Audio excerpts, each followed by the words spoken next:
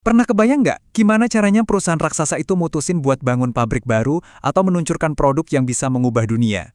Nah, di balik setiap keputusan triliunan rupiah itu, ada sebuah proses yang jadi penentu nasib perusahaan. Yuk kita bedah bareng-bareng.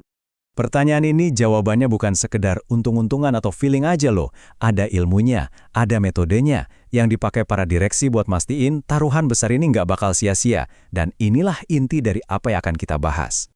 Oke, kita mulai masuk lebih dalam ya. Jadi ini bukan soal belanja operasional biasa.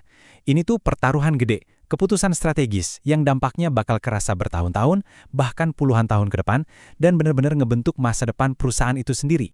Coba deh, bayangin skalanya. Bikin pabrik baru yang super gede, beli teknologi canggih yang bisa ngubah peta industri, atau bahkan ekspansi ke pasar global yang benar-benar baru. Setiap keputusan ini bukan cuma soal duit yang luar biasa banyak, tapi juga soal nentuin arah perusahaan untuk generasi berikutnya. Nah, untungnya, buat ngadepin keputusan-keputusan berisiko tinggi kayak gini, perusahaan nggak cuma modal nekat. Ada sebuah ilmu di baliknya, yang kita kenal sebagai penganggaran modal atau capital budgeting. Jadi, apa sih sebenarnya penganggaran modal itu? Gampangnya, ini adalah proses yang terstruktur buat ngerencanain dan ngeevaluasi investasi jangka panjang. Intinya cuma satu, buat nentuin apakah sebuah proyek itu bakal ngasih nilai tambah buat perusahaan, atau dengan kata lain, untungnya lebih gede nggak dari modal yang dikeluarin. Biar lebih gampang lagi ngebayanginnya, anggap aja ini kayak Google Maps buat keuangan. Sebelum mulai perjalanan yang mahal dan penuh risiko, perusahaan pakai peta ini buat mastiin mereka nggak nyasar. Tujuannya, jelas, keuntungan di masa depan.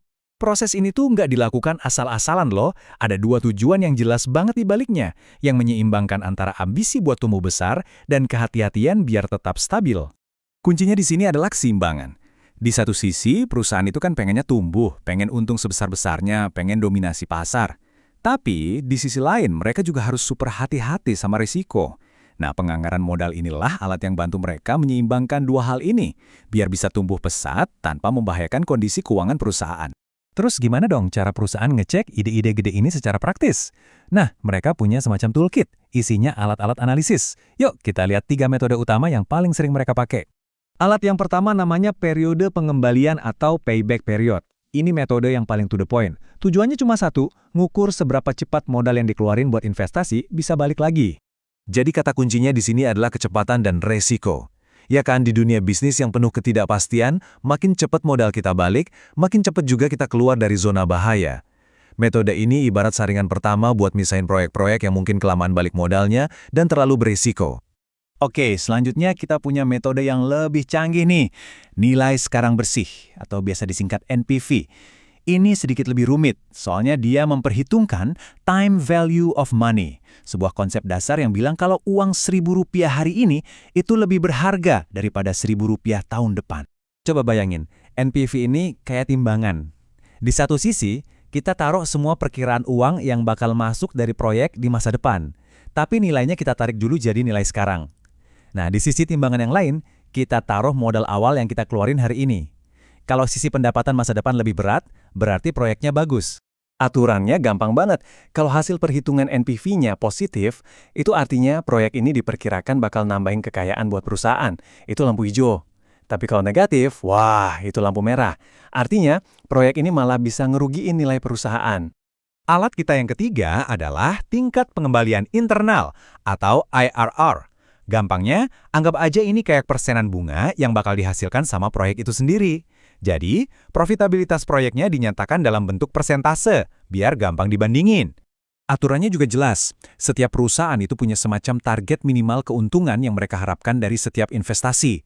Nah, kalau IRR dari sebuah proyek lebih tinggi dari target minimal itu, berarti proyek tersebut dianggap layak dan menguntungkan, lolos. Oke, kita udah lihat 3 alat yang canggih, mungkin sekarang ada yang bertanya-tanya, kenapa harus repot-repot pakai 3-tiganya? Nah, ini pertanyaan yang bagus banget. Kalau misalnya NPV udah dianggap paling komprehensif, kenapa kita masih perlu payback period atau IRR, kan? Jawabannya adalah karena setiap metode ngasih kita sudut pandang yang beda-beda. Anggap aja kayak kacamata dengan lensa yang beda. Payback period itu fokus ke risiko jangka pendek, tapi dia nggak bisa lihat keuntungan gede yang mungkin datang di tahun-tahun berikutnya. NPV itu standar emas buat ngukur nilai tambah, tapi perhitungannya bisa rumit. Sementara IRR bagus banget buat bandingin proyek, tapi kadang-kadang bisa ngasih hasil yang agak aneh di kasus-kasus tertentu. Jadi, intinya adalah nggak ada satu alat super yang bisa jawab semuanya. Dengan menggabungkan ketiganya, manajer keuangan bisa dapat gambaran 360 derajat. Mereka bisa lihat risiko jangka pendek dari payback, nilai tambah absolut dari NPV, dan efisiensi keuntungan dari IRR. Nah, kombinasi inilah yang bikin keputusan mereka jadi jauh lebih kuat dan seimbang. Pada akhirnya, semua proses rumit ini tujuannya cuma satu, meningkatkan nilai perusahaan. Dengan proses yang cermat, modal perusahaan yang terbatas bisa dialokasikan ke proyek-proyek terbaik, yang ujung-ujungnya akan menciptakan strategi yang lebih matang dan masa depan yang lebih cerah.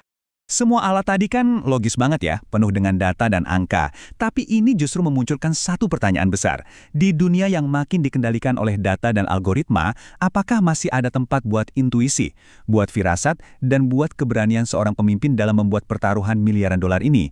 Mungkin jawaban dari pertanyaan itulah yang akan menentukan siapa pemenang di dunia bisnis masa depan.